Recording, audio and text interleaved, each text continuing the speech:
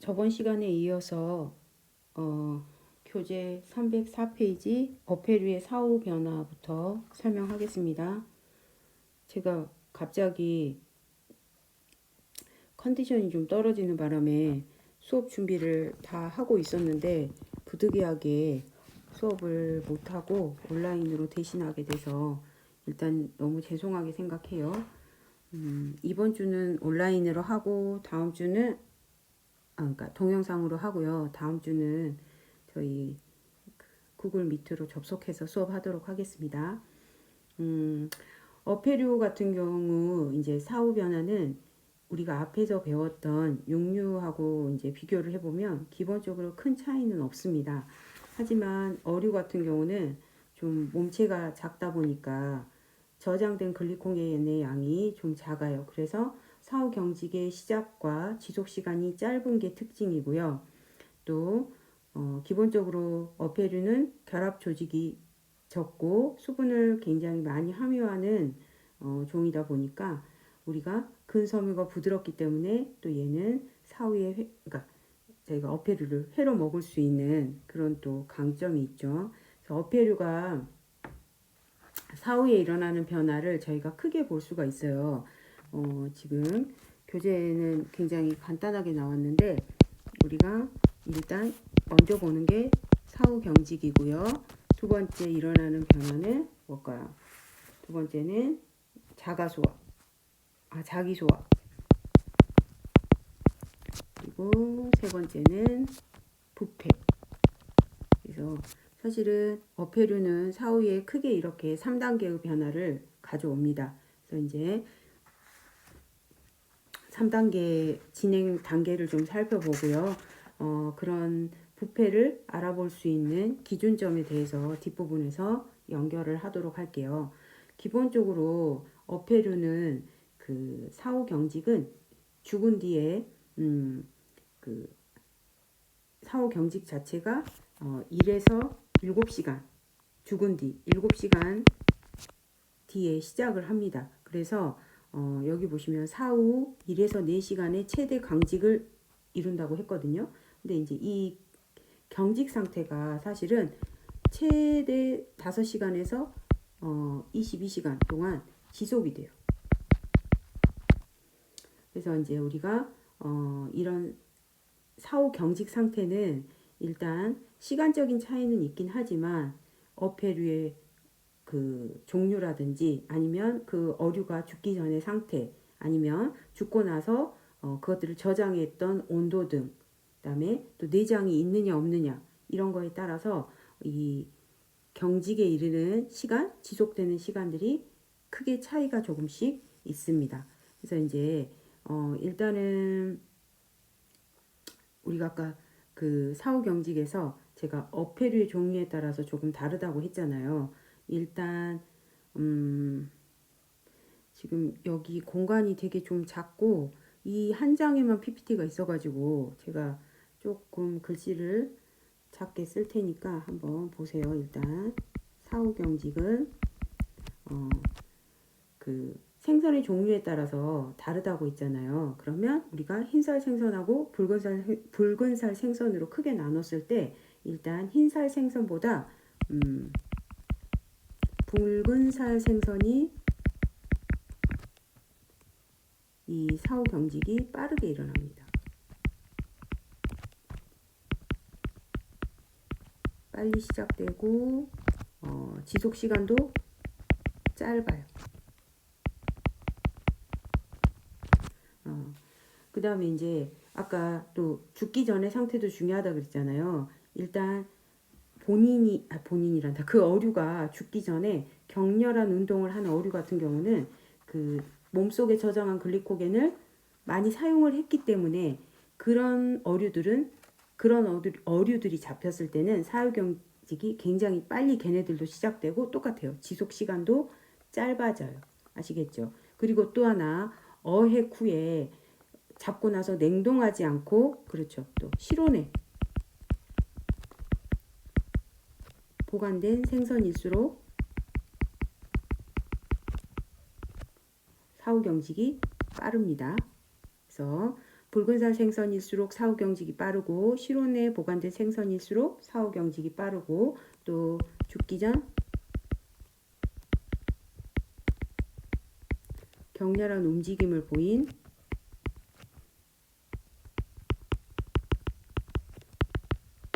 생선일수록 사후 경직이 빨리 시작되고 지속 시간도 짧다라고 보시면 되겠어요.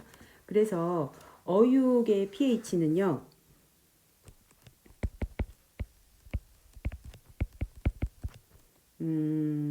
죽은 직후에 사실은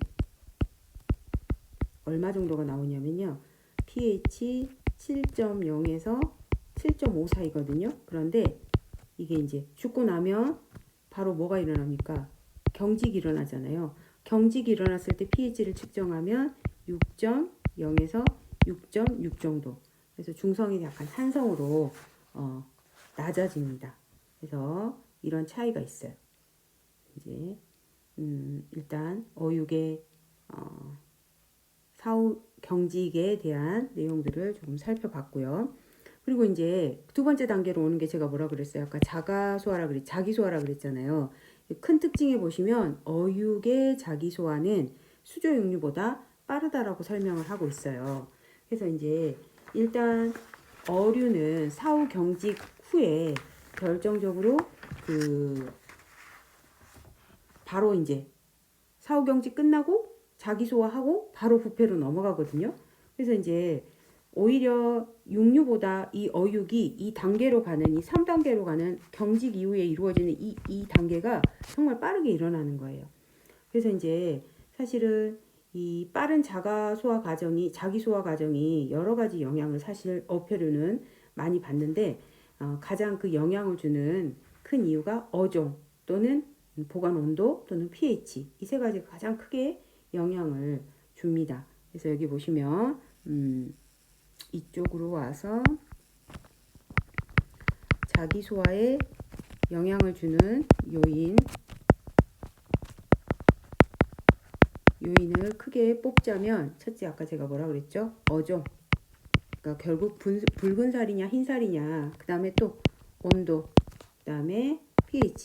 근데 보시면 여기 사후경직에서 제가 설명했던 거랑 거의 다르지 않아요. 그러니까 결국엔 육류하고 다르게 어류는 사후경직과 자가소화가 바로 연이어서 일어나기 때문에 동시에 영향을 받는다라고 생각을 하시면 돼요. 그래서 이 자기소화가 진행이 된 생선 같은 경우는 이제 조직이 경직의 다음 단계다 보니까 조직도 흐물흐물해지고 풍미도 떨어져서 사실 자기소화에 접어든 생선은 우리의 어떤 그 회로 먹기는 사실 좋은 상태는 아니죠. 그래서 이때는 이제 열을 가해서 익혀서 먹는 것이 좋습니다. 그런데 이제 반대로 그 일본 같은 경우는 이 적당히 자기소화가 된 생선을 가지고 회로 주로 이용을 한다고 합니다. 그래서 이제 어류의 자기소화는 사실은 효소가 좀 관여하는 반응이에요. 그 말은 뭐냐? 사후 경직 후에 생선 근육에 있는 단백질 분해 효소가 이제 활동을 하면서 어육이 분해가 되는 거예요. 그래서 이제 살도 흐물흐물해지는 거죠. 그래서 이제 일단 우리가 이 자기소화를 막기 위해서 이 효소가 관여하는 반응을 막기 위해서 우리가 뭐 냉장고에 넣는다든지 이렇게는 그러니까 어느 정도 냉장에 의해서 온도를 낮게 함으로써 진행을 조금 늦출 수는 있지만 결국엔 냉장 보관을 한다고 해서 완전히 이 자기소화 단계를 정지시킬 수는 없다는 걸 알아야 돼요. 그래서 그럼에도 불구하고 그래도 이 자기소화를 조금이라도 늦추려면 어류는 잡은 즉시 일단 얼음에 저장하거나 아니면 아예 급속 동결을 시켜버리면 기본적으로 어류의 근육에 있는 글리코겐이 분해되지 않고 보존이 되기 때문에 사실은 사후경직이 일어나는 그 시점이 조금 더 연장을 시키는 거죠. 그래서 우리한테 올 때까지 그 사후경직 상태로 가지고 오는 거예요. 그런 식으로 해서 자기소화를 조금 늦출 수 있다라는 거예요. 그래서 이제 저희가 주로 생선들은 냉동된 것들을 구매해서 먹잖아요. 뭐 살아있는 것 자체는 회로 먹거나 아니면 바로 즉시 드시고 또 아니면 남는 것들은 냉동 보관을 하는 거죠. 그래서 우리 나름 그 보관법을 통해서 자기 소화를 최대한 늦추려고 그런 것들을 활용해서 식품들을 보관해서 먹고 있는 게 아닌가 싶습니다. 그 다음에 이제 이 같은 내용이죠. 육류와 달리 어류는 자기 소화와 거의 동시에 이제 세 번째 단계 뭘로 이루어진다? 부패로 진행이 됩니다. 이게 1번이고요. 이게 2번이에요. 이제 부패 단계로 접어드는 거죠. 그래서 이제 부패 단계에서 이제 우리가 볼 게 뭐냐면 자기 소화가 끝나면 이제 pH가 다시 중성으로 되어서 세균이 번식하기 굉장히 알맞은 환경이 되어버려요. 그래서 죽은 직후에 다시 7.0에서 7.5였다면 경직 상태에서 약간 낮아졌다가 부패 단계에선 다시 pH가 중성으로 높아집니다. 그러면 이제 여러분 다 아시는 트리메틸아민 옥사이드 TMAO가 이제 세균에 의해서 뭘로 바뀝니까? TMA 트리메틸아민으로 환원이 됩니다. 이 산소가 옥사이드가 환원되면서 결국엔 이 TMA가 뭐죠? 비린내의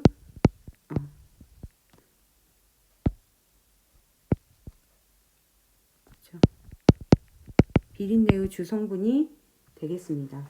그래서 이제 그 밖에 이 부패 단계에서는 뭐 여러 세균이나 효소들의 작용 또는 그 어패류가 가지고 있는 지방이 산소랑 만나면서 산화되면서 그 어류가 가지고 있는 각종 아민류라든지 유리지방산 또는 코를 찌르는 듯한 그 암모니아 같은 냄새들을 만들어서 일단 생선에서 나는 비린내와 그러니까 신선한 생선의 생선 냄새와 부패가 시작되면서 나는 생선의 냄새는 좀 더 그 비린향이 더 강하잖아요. 그 부패치의 원인이 되고 또 그 유독성 아민류인 히스타민이 생성돼서 우리가 그렇게 부패된 생선을 먹었을 때 알러지나 두드러기를 그러니까 동반하는 식중독을 일으킬 수가 있습니다. 그래서 이제 사실 어패류는 수조육류보다 굉장히 쉽게 부패된다고 이야기를 했잖아요. 왜냐하면 이유가 있어요. 이 어패류는 아까 어패류의 특징 얘기할 때 높은 수분 함량 자체적으로 수분을 많이 가지고 있죠. 또 하나 이 지방 함량이 낮아요. 지방이 낮다 보니 뭐가 좋다? 세균 발육이 굉장히 용이해요. 세균 발육이 용이하다는 건 결국에 거기서 세균들이 살아 움직일 수 있는 환경을 제공하는 거예요. 그리고 이제 결국엔 또 이 결합 조직이 육류보다 작고 아까 말한 근섬유 길이가 짧아서 회로 먹는다고 했잖아요. 그러다 보니까 숙성 기간도 짧아질 수밖에 없어요. 조직이 빠르게 연화되다 보니까 또 어때요? 이런 세균이나 그런 그 산화에 훨씬 더 반응을 빠르게 일으키는 거죠. 그래서 이제 결국엔 부패가 될 수밖에 없다라는 거에서 어류의 사후 변화에서 사후 경직, 자기소화, 부패는 이렇게 텀을 두지 않고 빠르게 연결돼서 이루어진다는 점을 다시 한번 알아두시고 생선은 이제 이게 포인트죠. 사후 강직 상태가 가장 맛이 있다라는 거. 그러니까 결국엔 사후 1에서 4시간 이내에 드시는 게 가장 맛이 있다라는 얘기죠. 어류의 사후 변화에 대해서 이렇게 세 가지 정도를 알아봤습니다. 이제 넘어가서 그럼 우리가 이런 이제 그 어패류의 신선도를 감별하는 방법을 좀 볼 건데 기본적으로 저희가 어패류를 보고 이게 신선한지 신선하지 않는지를 판단하는 가장 첫 번째 방법은 바로 이걸 거예요. 간능적 판별법. 간능적이 뭐예요? 이제 한마디로 우리가 눈으로 보고 손으로 만져보고 한마디로 이제 어떤 물리화학 그러니까 화학적인 어떤 자극을 주지 화학적인 검사를 통하지 않고 직접 확인할 수 있는 간능 검사 같은 거죠. 그래서 이제 그걸 보고 저희가 어느 정도 얘네들이 신선한가를 파악하는 게 관능적 판별법이에요. 그래서 이제 교재에 교재에 보시면 저희 교재 126페이지에 나와 있어요. 첫 번째 신선도를 판정하는 방법에 대해서 1번 간능적 판별법과 두 번째 이화학적 판별법, 세 번째 미생물학적 판별법 이렇게 세 가지를 제시를 했습니다. 첫 번째 관능적 판별법을 먼저 보도록 할게요. 일단 생선은 살이 탄탄하고 탄력이 있어야 된다라고 했어요. 그러면 살이 단단하고 탄력이 있어야 되는 부분은 어딜까요, 여러분? 어패류에 바로 근육이 될 거예요. 어패류가 가지고 있는 근육을 먼저 확인하실 때 일단 탄력이 있어야죠. 흐물흐물하면 안 되잖아요. 그리고 또 그 살빛도 굉장히 선명하고 광택도 있어야 돼요. 그래서 이제 이 고기를 자를 때 그 어패류의 근육 단면을 자를 때 살하고 뼈가 잘 떨어지지 않았을 때 굉장히 신선하다라고 보시면 돼요. 그래서 신선도가 떨어지게 되면 결국엔 이 근육에 있는 광택이 떨어지고 또 살이 물러져서 뼈하고도 쉽게 떨어져 나갑니다. 살이 단단하다는 건 결국엔 무슨 말이죠? 뼈하고 분리가 안 된다는 뜻이겠죠. 그래서 뼈하고 분리가 안 돼야만이 굉장히 신선하다라고, 신선한 생선이라고 저희가 판단할 수 있고요. 두 번째, 색이 선명하고 광택이 있어야 되는 부분은 어디를 보셔야 되냐면 표피예요. 표피. 껍질이죠. 그러니까 생선의 겉면. 그래서 이제 어류마다 가지고 있는 특유의 색이 있을 거예요. 그 색을 일단 확인하시는데 그 색이 굉장히 선명해야 하고, 또 하나 표피를 보시면 또 우리가 확인할 수 있는 게 뭐냐면 비늘 아시죠? 비늘이 어떻게 될까요? 비늘이 단단해야죠. 비늘이 그래서 막 잡아온 생선일수록 비늘이 잘 안 벗겨져요. 일반 칼로 벗기는 게 아니라 비늘 벗기는 도구가 있더라고요. 저 같은 경우도 그런 생선을 저희가 크게 접할 일이 별로 없잖아요. 집에서 해봤자 조기나 동태, 뭐 갈치, 가자미 뭐 이런 종류인데 저희 이제 남편이 낚시를 좋아하다 보니까 이제 어느 날부턴가 그 거대한 돔들을 잡아올 때 이게 일반 주방 칼로 해서는 비늘 제거하기가 정말 힘들더라고요. 그런데 이제 어느 날 사왔더라고요. 비늘 제거하는 그 이상한 도구가, 그러니까 약간 그 주방 도구인데요. 특이하게 생겼어요. 근데 하여튼 그걸로 긁으면 잘 떨어져요. 일반 칼하고는 다르죠. 힘도 좀 그걸 하면 덜 들더라고요. 그래서 비늘이 단단하고 배열이 이렇게 고른 것이 신선하다라고 판단하시면 돼요. 그래서 선도가 떨어지면 일단 비늘도 떨어지고 잘 벗겨져 버려요. 그리고 비늘이 벗겨져 버린 것들은 자체 표피의 색도 색깔이 변하고 광채도 떨어지죠. 그리고 이제 일단 비늘이 없어지면 표피에 이 끈적끈적한 물질들이 분비돼서 결국엔 끈적끈적할 정도까지 갔다는 건 비린내하고 악취가 심하게 나겠죠. 굉장히 상한 생선이라고 보시면 돼요. 그 다음에 이제 안구가 투명해야 된다. 뭘 보는 거죠? 그렇죠. 안구를 보는 거죠. 그래서 우리가 생선 안구를 봤을 때 굉장히 그 맑고 외부로 바깥쪽으로 돌출되어 있는 것이 돌출되어 있는 것을 신선한 것으로 봅니다. 그래서 투명도 해야 되지만 어떻게 된다고요? 외부로 돌출되어 있는 것이 신선한 것이고, 오래된 것들은 당연히 완구가 불투명하고 속으로 쑥 들어가 있습니다. 아가미가 선홍색이고 점액이 많은 거 신선하다. 그쵸? 이제 아가미를 봐야겠죠. 아가미를 보시면 일단 들춰보면 빛깔이 굉장히 선홍색을 차지해야 되고 또 단단하고 꽉 닫혀 있는 것이 좋아요. 그래서 저희가 아가미를 보려고 해서 이렇게 힘주어서, 그리고 죽어 있는 것들은 자체적으로 이렇게 오래된 것들은 그 부분이 벌어지더라고요. 그래서 그리고 또 아가미가 점액이 좀 많은 게 신선하고요. 만약에 이게 선도가 떨어지면 아가미가 무슨 색으로 변하냐면요.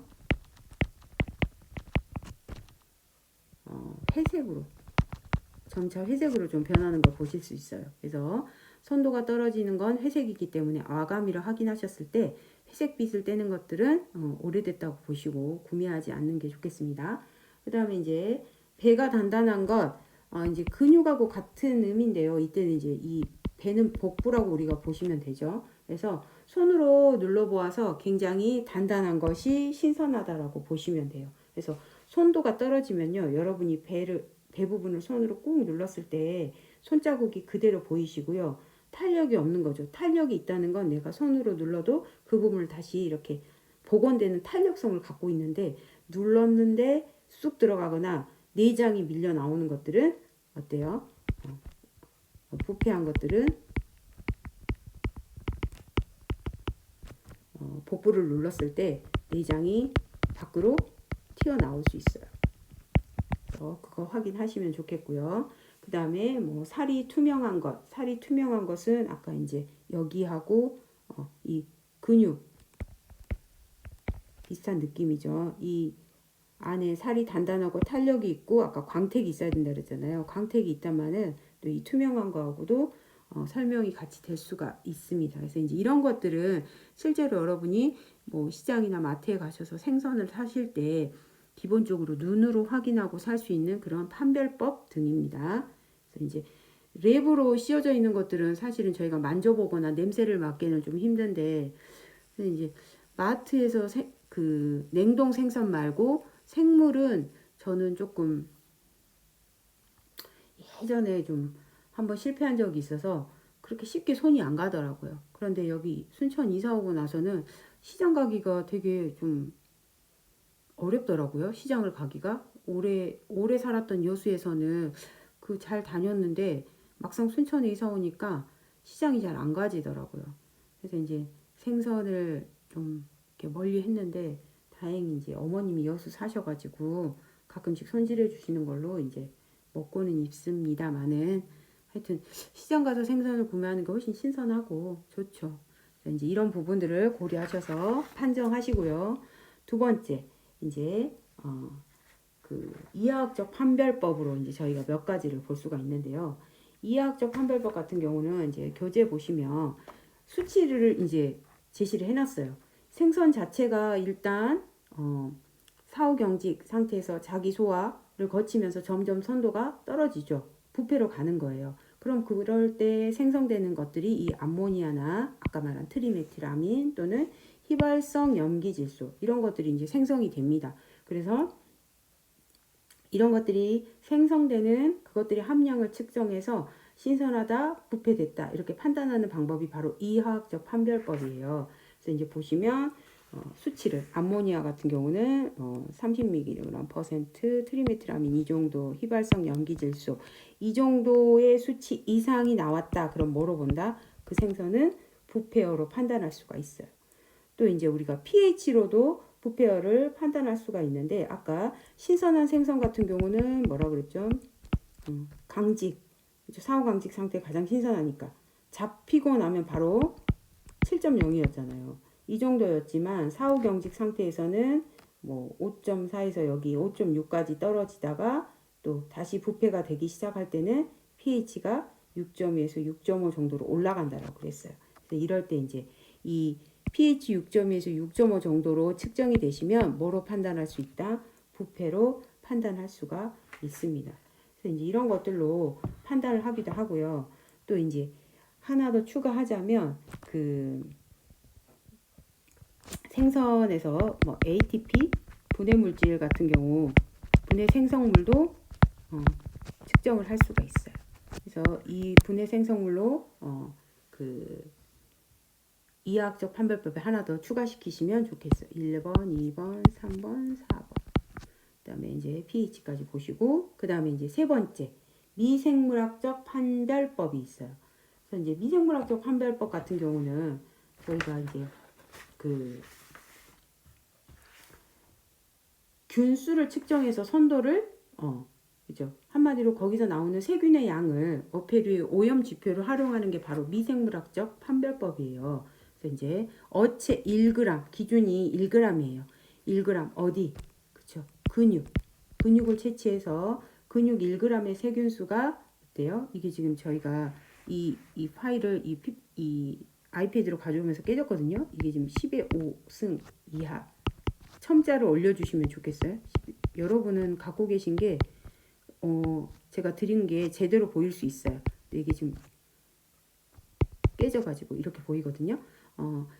근육 1g을 기준으로 세균수를 측정했을 때 10의 5승 이하면 신선하게 보시고요. 10의 5승에서 10의 6승 사이면 초기 부패 단계로 보고요. 10의 6승 이상이면 이 생선은 부패되었다라고 판별할 수 있습니다. 이제 근데 저희가 생선을 살 때 사실은 2번과 3번 같은 경우는 그런 걸 저희가 뭐 당장 체크할 방법이 없잖아요. 그래서 가장 기본적으로 뭐 급식에서나 뭐 실제적 생활에서는 우리가 의존하는 건 관능적 판별법에 의존을 하고, 이해학적 판별법이나 미생물학적 판별법에서는 실험 같은 거 할 때 이 생선의 부패를 억제하는 어떤 새로운 첨가물 같은 거를 넣어서 염지를 한다든지, 그럴 때 이제 염지했을 때 예를 들어서 뭐 녹차 물에 녹차와 소금을 섞은 소금물에 고등어를 염지했을 때 몇 프로의 녹차가 이 부패, 그러니까 이 어체 1g의 근육의 기준 세균수의 차이를 주는지를 실험할 때 이제 이걸 필요합니다. 이걸 필요로 해요. 이 이생물학적 판별법이. 그래서 녹차에 몇 프로를 넣었을 때 똑같이 염지를 했는데 이 부패, 이 초기 부패 단계가 초기 부패 단계에서 나오는 이 세균수에 영향을 줬다든지 뭐 이런 거를 데이터를 기반으로 녹차에 염지한 게 기본적으로 소금물에 염지한 것보다 훨씬 더 미생물을 억제하는 효과가 있었다. 뭐 이런 식으로 해서 뭐 복분자 고등어 뭐 이런 거 여러 개 나오잖아요. 그런 식으로 기능성 어떤 원료를 넣어서 저장 기간을 늘리고자 하고 할 때 그 어패류의 어떤 기능성을 보고자 할 때 이화학적 판별법이나 이런 것들을 주로 사용을 하는 편입니다.